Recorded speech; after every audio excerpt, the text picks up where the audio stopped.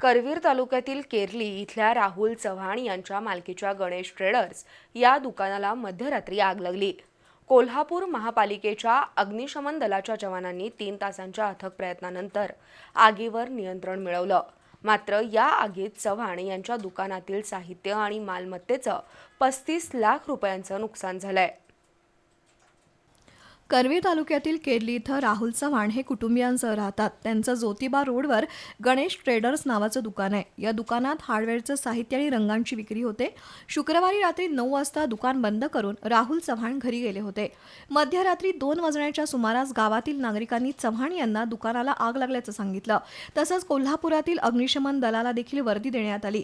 2:15 वाजता अग्निशमन दलाचा बंब घटनास्थळी दाखल झाला। दरम्यान आगीनं रौद्ररूप धारण केलं होतं। स्थानिक नागरिकांच्या मदतीनं स्थानक अधिकारी विजय सुतार, चालक उमेश जगताप, फायरमन नितेश शिणगारे यांनी 3 तासाच्या अथक प्रयत्नानंतर आगीवर नियंत्रण मिळवलं। दुकानातील स्पेअर पार्ट, हार्डवेअरचं साहित्य, रंगाचे डबे, फर्निचर असं साहित्य आगीच्या भक्ष्यस्थानी पडलं।